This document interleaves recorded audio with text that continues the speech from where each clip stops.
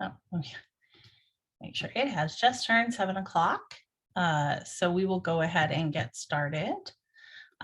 Please go ahead and put questions if you have them into the chat box, which is down at the bottom with the balloon arrow picture there. And we are recording this. And so if you do not want your video to be recorded, then please make sure to have your camera off. If you want to ask questions verbally, at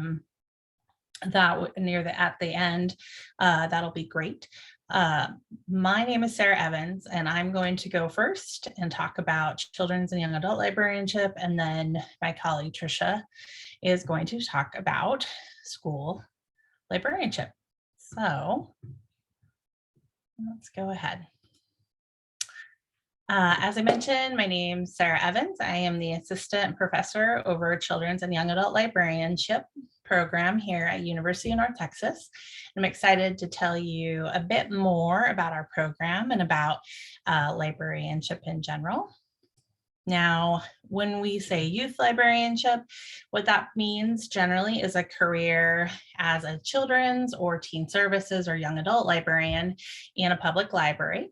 Many colleges in like academic settings, academic colleges also have a librarian who is in charge of youth literature, especially if there's a teaching program on campus.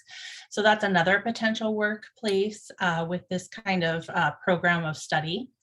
The skills you learn in our program would also assist you if you're interested in being an education director in a nonprofit, such as a museum that offers youth programs. So there's lots of ways that you can use the skills that you learn in our program. But first off, I want to dispel a myth that being a children or teens librarian means that you just get to read books all the time, or that it's all about the books for kids and teens. It's all about the kids and teens, which is an important focus. Librarianship is about connecting people to resources, what I like to call creating connections with context. And it's really important today in librarianship, especially working with youth and families, that we are connecting them and we're focused on serving the people, not serving the books. Related to that, youth librarianship is a career about community. One of my favorite parts of being a public librarian was that you get to know entire families. Often, if a child moves up grades or moves schools, you're still going to be their librarian. Your job is to tap into the information needs and the wants of the community and ensure equitable access. So again, that focus on the people in the community. And the last point is that a major focus of modern youth librarianship is increasing access to resources for those in society who have the least access, and also bringing in their experiences and their stories and building community with them. So if you find these three ideas compelling, then you would enjoy being a children's or teen services librarian. In our program, we focus on developing the skills and competencies that are outlined by librarians through relevant subdivisions of the American Library Association. For services for children about birth through about age 11, these come from the Association of Library Service to Children, also known as ALSC. And so there's a picture here of their current competencies, and you can see this again, commitment. The first thing is the commitment to the client group, and then it moves into talking about the services, program development, all those kinds of things that are an important part. And outreach and advocacy, one of the most important parts in modern librarianship for sure. Similarly, for services for young adults or teens, ages about 12 to about 18, most librarians I know serve 19 through 21 as people are transitioning into the work world sometimes. The skills and competencies here come from the Young Adult Library Services Association, also known as YALSA. And of course, you can find information about these competencies on the association's websites, or you can always contact me and I can point you in the direction of where those reside. So why should you come to UNT? There are other library school programs, but I think one of the greatest things and why I'm really proud to be part of this faculty is that we are really centered on the people in both our research and our coursework. So my research looks at the literacies and identities involved when we're learning something on our own time in spaces like public libraries or fandom conventions. And so, in fact, like just this morning, I was doing some research in a public library with some people who are getting together to look at graphic novels around health experiences. So, and those kind of things influence us as faculty members as we teach. I'm also pleased because our department and our university is truly student-centered and very interested in supporting you in achieving your dreams. 4 of us on our faculty, 5 actually, I'll make sure I'm counting right. 5 of us lead a multiple literacies lab. And what multiple literacies, if you think about being a literate person today, it includes so many things, including visual literacy, cultural literacy, data literacy. And like I mentioned, we infuse our research into our courses and invite students to work with us. So if that is something you've thought about, definitely I just met with a master's student who's going to help me build a resource list around one of my research topics. And then lastly, our Department of Information Science is accredited by the American Library Association and highly ranked amongst our peers. So that means you can have confidence that getting a degree with us will take you far in your career. So that's it for my part. I'm happy to talk with you more about children's and young adult librarianship or my research. And so you can reach out to me. It's pretty easy to find my email online. Just search for UNT Information Science, Sarah Evans. I do have an office, but you know, we're kind of in and out of our offices a little bit more now with the current pandemic. So I'm gonna go ahead and end this share so that Trisha, you can go ahead and put yours up. Hey, sounds good. Let's see. And, oh, here we go. All right.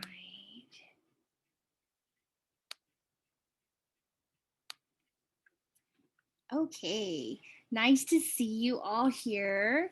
I'm going to talk to you for a few minutes about the school library program that we have here at UNT. My name is Trisha Kwan, and I really love working here. I've worked at 3 different universities here in the state of Texas teaching, and I love UNT, and I'm going to tell you a little bit about why I would choose, if I were a student starting my master's degree right now, why I would choose UNT instead of the others that are available. And their programs are great, but I do think there are some reasons. So that's part of what I'll talk to you about here in a few minutes. But it's good to see you and good to meet you. So first, let's talk for a second about why should you become a school librarian. There are some really great reasons. Number 1, you will be a major influencer, not only in your school, but in your community. We hear a lot of talk about influencers these days. You have YouTube influencers and Instagram influencers, but if you want to be an influencer with real life people in a school and in a community, becoming a school librarian is a great way to do that, because you have the opportunity to impact every single student who comes through the school, and you have an opportunity to impact every single teacher, faculty member, parent. It goes on and on. The impact that you can make is immense, and it's a lot of fun. But if you are interested in making a difference, then this might be a great choice for you. Let's talk about how do school librarians make a difference. And by the way, some of these pictures in the background are pictures of the UNT campus. Sometimes our students never even come to campus because the program is completely online. So you need to see some of these pictures just because they're so beautiful. The campus is beautiful. One of the things librarians do both at the school and the public library is provide a welcoming environment. So we want to make our library a fun place that our patrons want to come to. So if you're in an elementary library, you have to think about, what do these kindergarten through fourth or fifth graders really like? And what would make them want to come and be here? That is part of what we do. We're in the customer service business. I think sometimes we don't think about that, but really that's what we do. We provide excellent customer service in a lot of different ways, but making our library the most fun place in the world where everyone wants to go is part of what we do. We also encourage enthusiasm for books. Books are important. The people, like Sarah said, are the most important, absolutely. But getting kids excited about reading is also important, and it is a huge task because there are so many things that people can do, and you all know how that is. There are so many things to capture the attention, but we have also never lived in a time where there were better books published. We have thousands of amazing books published every year. And so often kids don't know about them. They just don't know. And this is where a really great librarian can make a difference. What we found with reading and research is reading changes lives. If you think about it, if you become a really good reader, you will do better at school. If you do better at school, you will probably pursue more school because you enjoyed it, because you did well at it. You will probably have a job that you enjoy more. You will also probably make more money. You will probably live a little bit more comfortable life. There's this domino effect, and it starts with being excited about reading. So I just think it's so important, and this is a way that we as librarians can make a difference every single day just by being excited and encouraging our students to want to read. Another thing we do is collaborate. We work not only with teachers in the building, but we work with community members, we work with public librarians, we work with other librarians in the district. Sometimes we work internationally with people. Multiple times, I have actually written and published articles with people that I never met in person because that's the crazy world we live in. We can collaborate with people at a great distance, and we can collaborate with them right together in the same room. And teaching you how to collaborate and to work with people and how to reach out and to make those experiences really worthwhile is part of what we will focus a lot of our attention on in our school library program. We do provide a lot of amazing resources, including great technology. Now, some school districts, completely depends on the district, but some districts have technology teachers who handle technology. In other districts, librarians handle the technology. So it's always good, though, to know about the newest technology. So in our program, we will explore awesome technology, apps and online tools, and we will encourage you to explore and be up to date with some of those tools, because when you become a librarian, this is a great way that you can really make an impact in your school, and that is by providing professional development for your teachers and teaching them about some of the technology that can help make their life easier.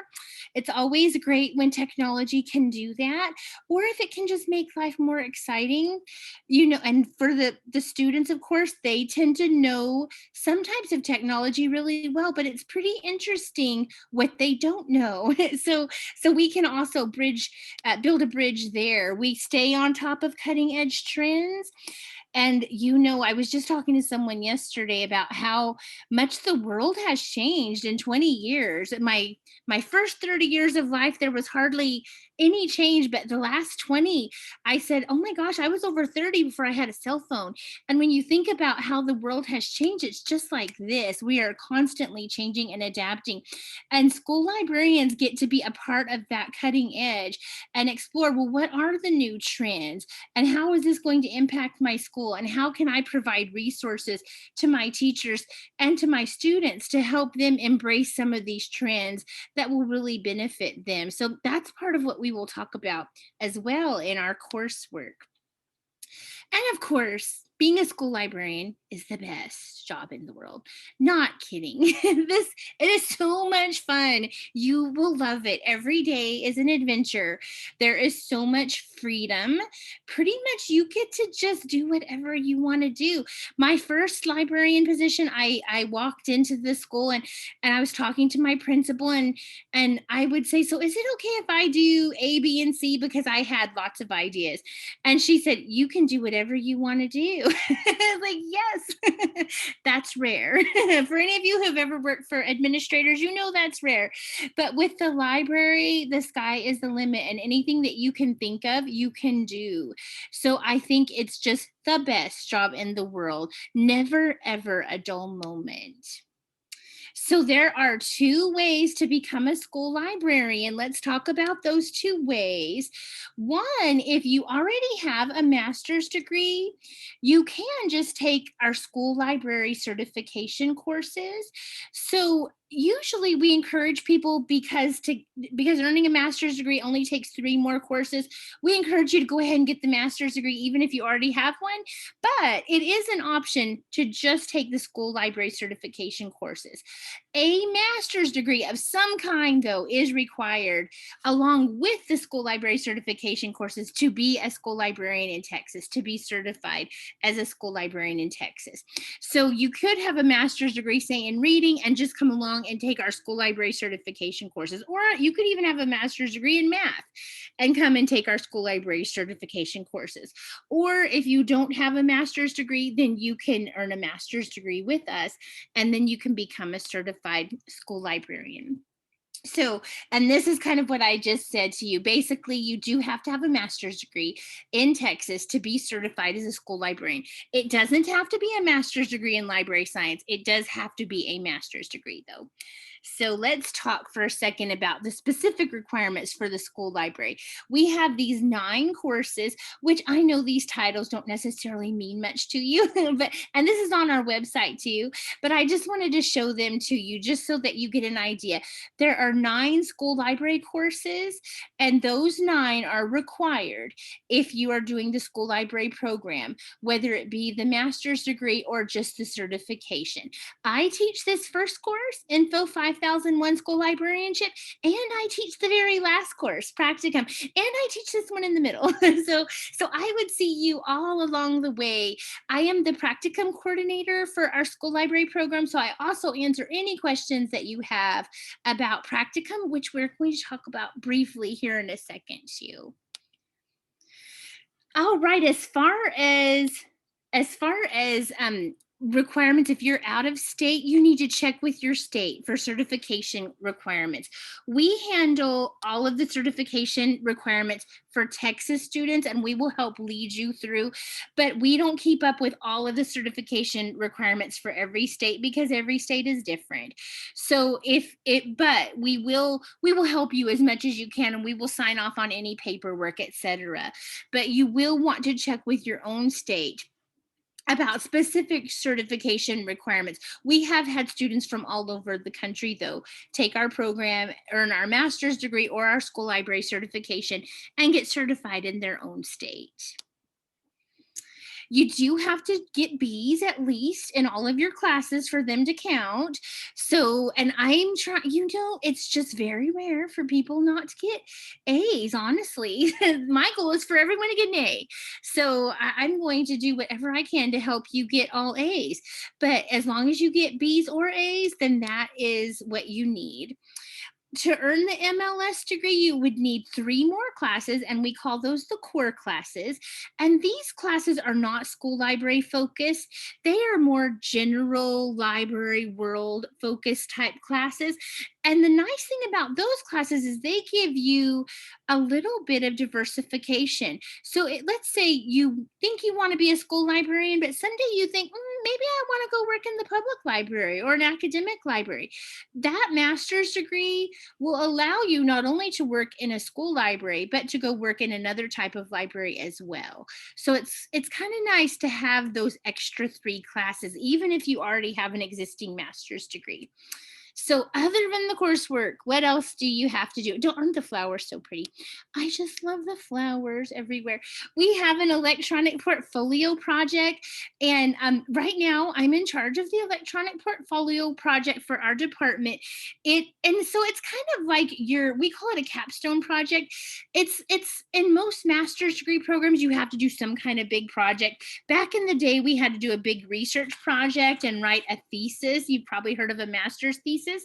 But now what we are doing is an electronic portfolio. And in your very first course, which would be the course you take with me, Info 5001, which is Introduction to School Librarianship, we would start building your electronic portfolio. And the idea is that you would create content for it every semester. Now, not every class is going to require you to work on this electronic portfolio, but I encourage you, in all my classes, I will have you work on it, but I encourage you to work on it as you go rather than to wait till the end. It's not due till your final semester in the semester in which you graduate, but it's best to work on it gradually. And once you get started, we have meetings, we talk about this at length. So don't feel like, oh my gosh, what is she talking about? I don't know, because I'm telling you like 2 minutes worth, but we'll meet for a whole hour just to talk about this when the time comes. All right, another requirement of the school library program is a 160-hour practicum. So this is 160 clock hours, and we do start our practicum in your first class. One of the things that UNT does that I really like is that we start the practicum at the beginning of your program and spread it out. So if it takes you 2 years to do your master's degree, to take all of your coursework, and you start your practicum in your first semester, you would spread those hours over the course of that whole 2 years. So instead of trying to cram all 160 hours into one semester at the end, which is really hard to do, especially if you're working, which, most of us have to work. So this would allow you to just do it gradually over time. It averages out, if you did it in about 2 years, to about 2 hours a week. And that's not for every week of the year either. So it averages out to just being a little bit at a time. Also, if you become a school librarian, let's say your second year of coursework, you actually are hired and you become a school librarian, you can count hours that you work in your own library. So, and this is something that we talk about and get started also in your very first course. And so I really do like that about the way UNT handles practicum. If you live in Texas, you do have to take a certification exam in order to get certified. So we actually have you take that certification exam in your final course, which is actually called practicum. So in your practicum course, one of the things that we do is study and prepare and have you take that exam and pass it. I really like the way we do this because not every I've worked for universities that just said, oh yeah, certification's not our problem. It's your problem. So that you take all your coursework and then you have to go get certified. Well, then if you struggle with the test, there's no one there to help you because you're not a student anymore at the university. So the way we do it is we kind of come alongside you and hold your hand and help you until you pass your test. And once you've passed your test, we're like, yes, good. We celebrate with you, and then you're ready to be certified. So we stick with you until the very end, until you're actually ready to walk out onto the job. So as far as why to choose UNT, isn't he beautiful? Look at this albino squirrel. He's actually on UNT's campus. So pretty. So why choose UNT? Sarah mentioned that we are ALA accredited, and that gives you that wonderful job diversification. You could work in a school library. You could work in other types of libraries if you get our master's degree. So that ALA accreditation is really meaningful and important, and we have to jump through a lot of hoops to earn it. So that tells you that we have a very rigorous program that's very respected as well. Our practicum, which I mentioned already, I love the way we do our practicum. One of the universities I worked at in Texas had students do the practicum in their final semester, and it was crazy. It was crazy because people were trying to work full time or having to quit their jobs and take a couple of months off to go do practicum. I mean, it was crazy. It didn't work well. It was very difficult for students and caused all kinds of financial concerns. I mean, it was just a crazy situation. But with us, because you can earn this over time, and we give you lots of opportunities and different ways to earn your hours, it really is beneficial to you, and you don't have to do it all at once. So I think the way we do practicum is fantastic. And then, of course, I mentioned about the certification test. We are going to help you pass that test. That's important. You can't work as a librarian, as a school librarian in Texas, unless you get certified. So one of our goals is to help you pass that test. So we are going to stick to you like glue until you pass it, which is good for you because you need to be able to pass that test. Are all of our classes offered online? They are. Every single class we teach is offered online, and every class is offered every semester, which is so important because you don't have to say, oh no, I have to take this class this summer because it's not going to be offered again until next May or whatever the case may be.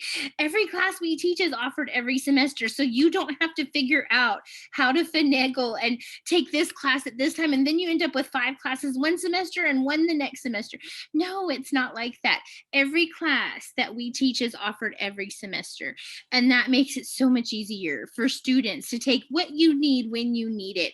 So if you need to take one class one semester and then the next semester you can take 3, great. Or if you take 3 in the summer and then something happens in the fall and you need to have a break for the fall, that's fine, because in the spring you can pick up and take whichever classes you need.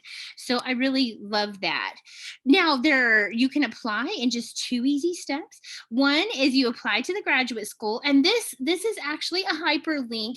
So if you would like to have this presentation, so you can just use those hyperlinks to go straight to the application, if you will email me, and I'll put my email in the chat in a second, if you will email me, I will send you this presentation. So you can just look at it to your heart's content and see all the beautiful pictures, and you can use these hyperlinks to go to these applications. So you first have to apply to the graduate school, and then you have to apply to the Department of Information Science. And there's one thing that you need to know when you are applying to the Department of Information Science. You would need to choose either the school library certification, if you already have a master's degree and you just want to do the 9 credit, the 9 classes, or you would choose the MS, the Master of Science, and school library certification. And then, of course, it says click here for the application, and I will put my email address in just a second in the chat so that I can send you this PowerPoint. And if you have any more questions, this is my email address. And I know Sarah and I are going to hang around too and answer any questions that you might have as well. But I'm just very happy to see you guys here tonight. And if you're here, I think you're interested in either becoming a school librarian or a youth librarian. I think if you're interested, you should pursue it because I don't think you would be here if you weren't. And I don't think you will ever be sorry. You would never, ever regret it. It is the best job in the world. Not kidding. The best job in the world. And there's just nothing more important really than to do something that you love. For the amount of time that we spend working, we need to really love it. And I guarantee you would love, love, love it. So good to see you. And now we're just going to take questions. If you want to unmute yourself, you can. Or if you want to, ask questions in the chat too, that is fine. I'm going to put my email address.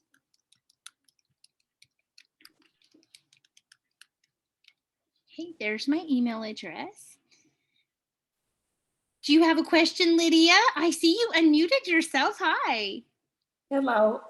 So my question is, do we have to wait like a certain amount of years being a teacher before we can apply for the program? So no, now you do, if to be certified in the state of Texas as a school librarian, you have to have 2 years of teaching experience, and that would be in a public school or in an accredited private school. But we do have students who work on those 2 years while they're in our program. So you could do that at the same time. Okay, thank you, ma'am. You're welcome. You're welcome. And Taylor has something in the chat. Do you have any data on, oh, that's a good question, on the demand for school librarians? You know, I don't have any data, but I will tell you that this past year, I wish I have a colleague that I work with pretty closely. Hi, Taylor. And he is the library services director in Aldine School District, and he had like 5 positions not filled this year that he's filling with subs, and he's been just looking everywhere for people. Last year, I live in the Keller School District. Last year, we had 2 positions that were never filled. So it's like there aren't enough people. And I think people are retiring like crazy. And I think it's because of the pandemic. You know, people are like, okay, if they're eligible, this might be a good time. You know, so my experience has been, yes, and Sarah said Texas is a good place to work as a school librarian. Absolutely. I feel like the demand has just always been there. And I can tell you, I've never interviewed for a job and not been offered it. I mean, it's like, and in fact, I've had people say, please don't go take another job somewhere else, because they are just desperate for you know, to fill those positions. And that's at every district that I can think of. So yeah, I don't think you'll have a problem finding a job. I understand the program is completely online, but do you have to live in No, you don't have to live in Denton, Rebecca. Our students are all over the place. I have students overseas. I have one in Korea right now. I've met on Zoom with a student in Saudi Arabia, and we have a student in Maine right now, and we have students everywhere. So no, you probably will never come to campus until graduation, when you come and, you know, walk the stage, and you don't have to do that. But it's fun, so you should. Do you have any information? Oh, the cost. Sarah, do you know where that tuition calculator, we should have? There's a graduate school tuition calculator. So If you go to unt.edu and just in the search box, if you look up tuition calculator, it'll tell you. You can like put in how many hours you want to take and whether you're a graduate student, etc. And there is financial aid, of course, available too. Do you know at any ballpark, Sarah? I just haven't even looked of what the cost. oh no, I don't. Yeah, the UNT yeah, controls all that. Or not controls, but yeah, they have the best information. I did see an email this morning that they're trying not to raise prices. So I said, that's good, because they said people are struggling. You know, and what I will tell you with the cost, it's an investment. It took me a long time to pay off my master's degree, but I never regretted it for day. I'm still paying off my PhD, but I have to tell you, it's the best investment I ever made. It's life-changing, honestly. The work, when you love what you do, it changes the quality of your life. And it pays well too. I mean, school librarians are well paid. They're paid on the same level as teachers. And last year there was, most of you who probably are teachers, you know, there was a big raise for teachers last year. So that was really great. And Trisha, I know you did a cost comparison and found that we are. Yes, we are cheaper than Sam Houston, a little bit cheaper, and very, very close to TWU. TWU advertises themselves as the best bargain in Texas, but we are very close to the same price. And TWU has a good program, but the interesting thing is, I think, and Sarah can tell you more about this, but I have heard that they only have a few classes that are really school library focused in their program. Yes, Is that the case, Sarah? 3. Three, Or is that only three of them? three of the three classes in the master's degree are focused for school librarians, and we have 9. So a lot more of our curriculum is focused specifically for what would you do as a school librarian. If you want to be a school librarian, you just can't find a better course of study, honestly. And let me see, there was something I think we missed. I did choose school librarian in my 3 extra courses, aiming to work in public and museum. Yes, you can.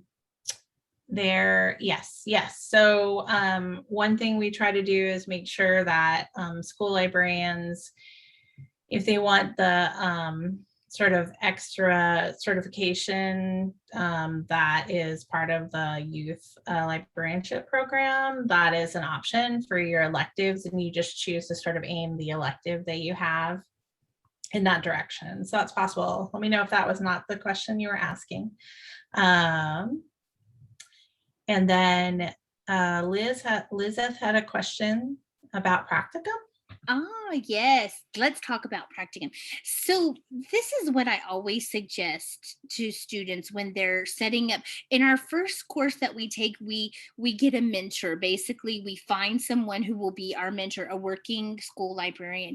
And if you can find that person in your own school, if you're a teacher in the school, then that makes the most sense, because that's where you can just go before school, after school, on a lunch break. You can come and help with their book fair. So it's really convenient if you can work with that person who's in your own library.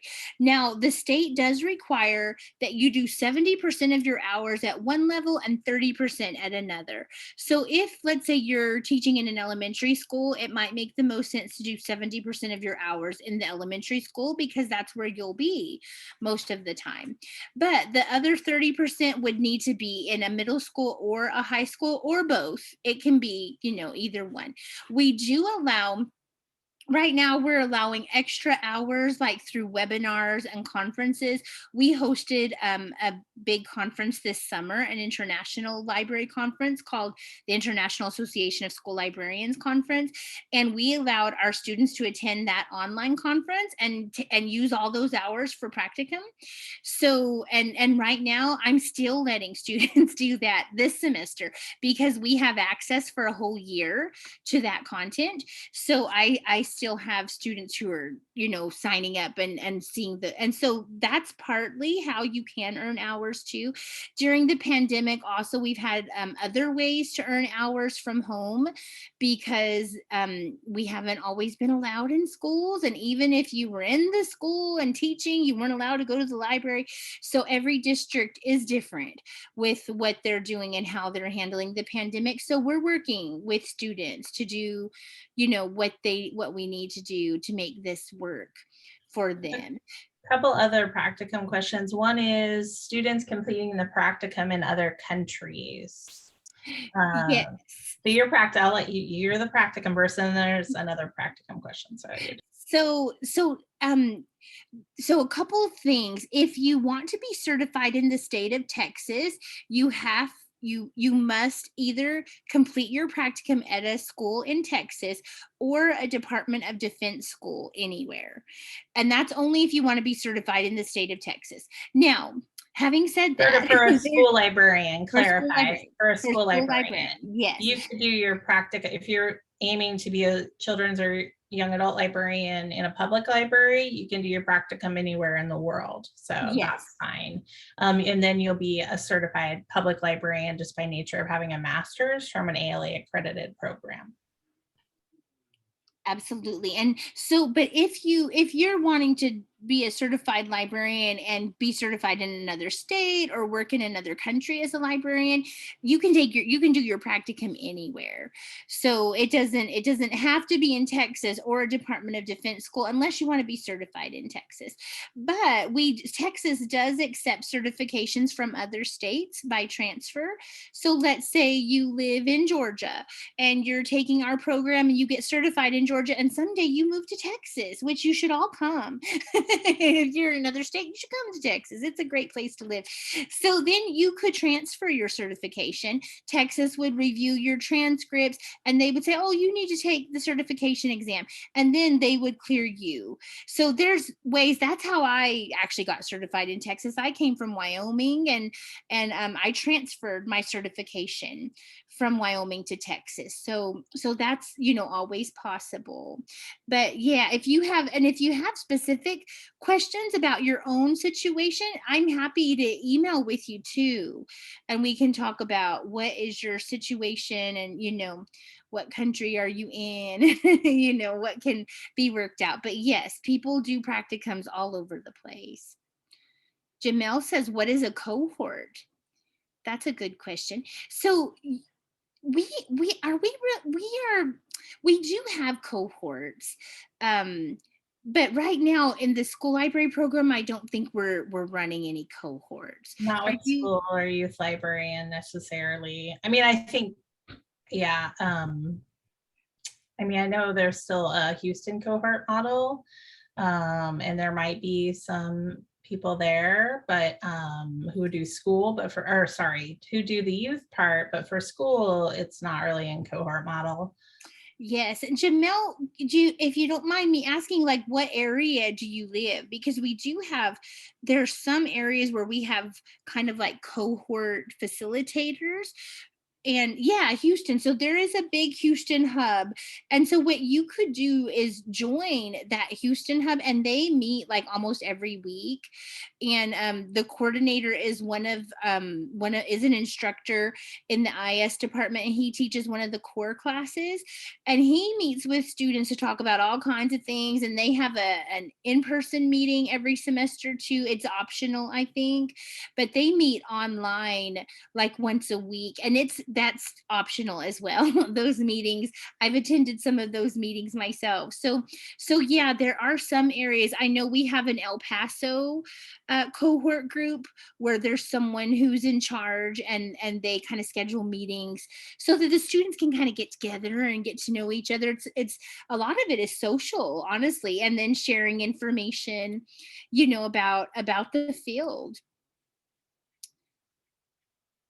And then Taylor said, can the other 30% be done in a public library? We are allowing, students for the school library practicum to do up to like 30 hours in the public library. So it wouldn't meet the whole 30%, but it would meet a big part of it. And Sarah, do you have, for your practicum students, do you have a lot of them in public libraries? Right. That is where, if you're going to be a children's and young adult librarianship person, I expect you're going to be in the public library, most likely for your practicum. It would be kind of a rare situation that you weren't, and we could obviously negotiate that. If you're really just headed to be an academic librarian, we'd want to, but you want to have that certification, we can talk about figuring out where to go for that. And Gretchen asked a question. I might have missed this, but are all classes asynchronous?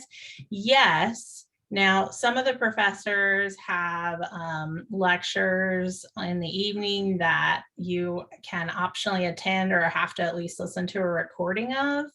Others of us I have an open office hour once a week. But yes, you do it on your schedule.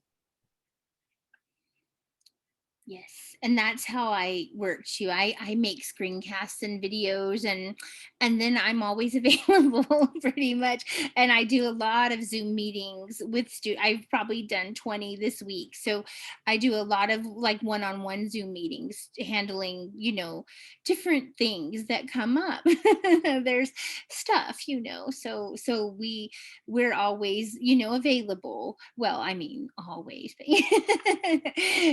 a lot. We're available. Any other questions? Anyone that you can think of? Hey there, I have a quick question about the application process. What would you say the timeline is from submitting an application to being accepted and then beginning coursework for the spring semester? So the deadline, I believe, is October 15th. Is that right, Sarah? I'm thinking it's October 15th, but I know they accept applications after that too, but they do, that's the published deadline. And I think it's the earlier you apply, probably the faster you get a response. So it's because as we get, you know, closer to the deadline, I think more and more people are applying. So, but yeah, and as long as you meet the requirements, we don't require a GRE, so you don't have to worry about a GRE score or anything like that. I think there's a grade point average. Do you remember what it is, Sarah, on our application? It's I can't remember what it is, but I think even if the grade point average weren't quite there, I think they're willing to work with people, you know, for a semester. They'll look at things like what was your grade within your major and what were your grades within your last like couple years of your bachelor's. So it's not the full thing, because sometimes it's a rough start for people. So yes. And they are advising. We have an advising office. This is another great thing about UNT that I haven't seen at other universities. We have a fully staffed, dedicated advising office that just meets with students to help them figure out what to take and when, and you can just schedule appointments anytime you need to, which in other universities I've worked in, we were the advising office. So it's amazing to have, and these are trained counselors, you know, who do a fantastic job meeting with students, helping them decide on career, what they want to do, what they need to do, you know, helping answer lots of questions. And they meet with students all day, every day. So that's kind of a nice perk. You're welcome.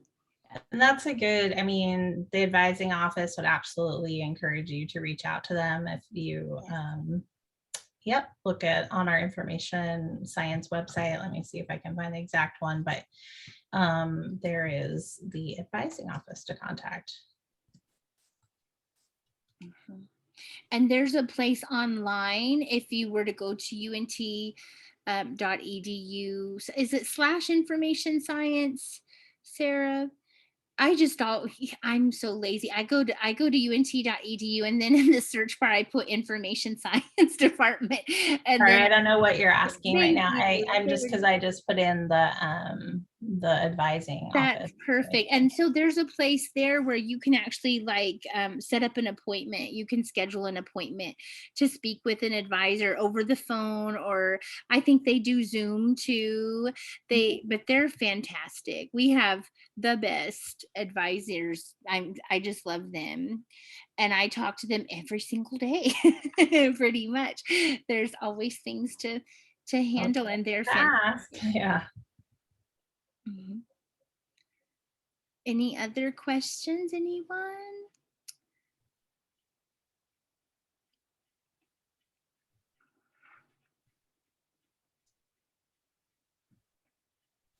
Do y'all have a Twitter?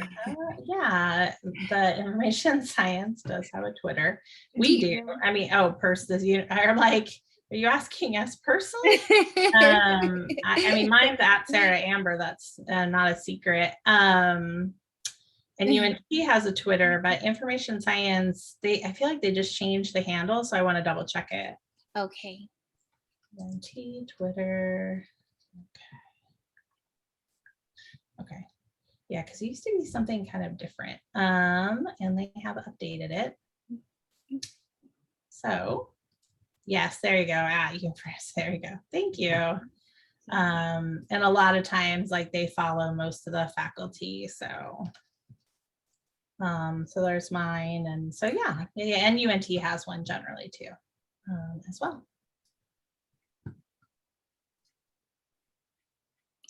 Awesome.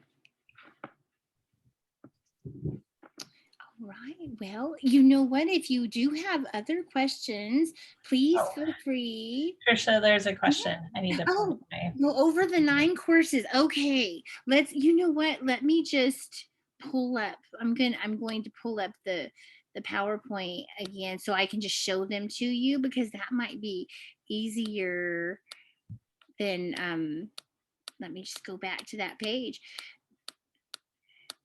All right. There they are. So the first one, introduction, is school librarianship. That's where we kind of talk about the basics of being a librarian. It's a very broad and general class. So we talk about a lot of things in that class that are related to being a school librarian. And then in the classes that come after, you focus in a lot more on specifics. So you can see the ones that I know the most about are the ones that I teach. So collection development is at 5405, and that's where we talk about all the different types of collections that you keep up with, not just books. It can be a lot more than that too. We can have technology, we can have maker spaces, we have a lot of different things that we order and that we keep track of and that we catalog. And so that's what we talk about in 5405. We do still teach cataloging. Let's see, which class is that part of? Let's see. I think that must be part of 5050. I also have taught 5420, literature for youth, which is a broad survey of children's literature and young adult literature. And I'm thinking that we might be eventually splitting that class. It would be kind of nice to have just a children's literature class and just a young adult literature class, because those are very vastly different types of literature for youth. But that's a really fun class, a lot of reading, but it's fun reading. so I think you will love it. You probably aren't here if you don't enjoy reading. So let me see if there's anything. And then the last course, practicum, this is where we're wrapping up all the loose ends. There's a lot of things that you work on throughout the course of your program. So we're kind of making sure that all of the T's are crossed and the I's are dotted, that everything you need to do is done by the end. And then we have, several faculty members who are not here tonight, but they are wonderful. I think we have the best faculty, just work well together, happy. I couldn't be happier with the people that I work with. They're such a great group. And I think that you would find that to be the case too. Brilliant and talented and funny, and they work hard to create really interesting content for the classes. I've heard amazing things from all of our students. It's not a lot of busy work. I feel like everything we do is designed to help you succeed in your job. So I have taken a lot of classes myself, and some of them you're like, why are we doing this? And you won't feel like that.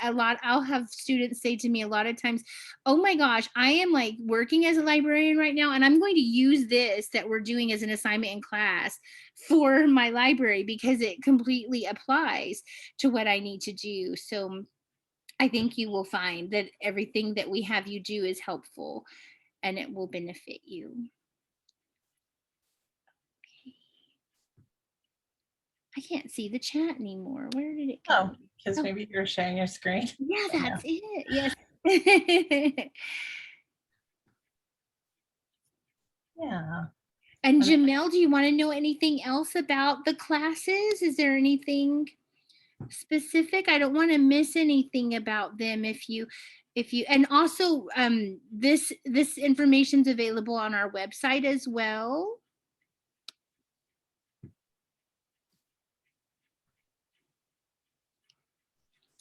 Okay.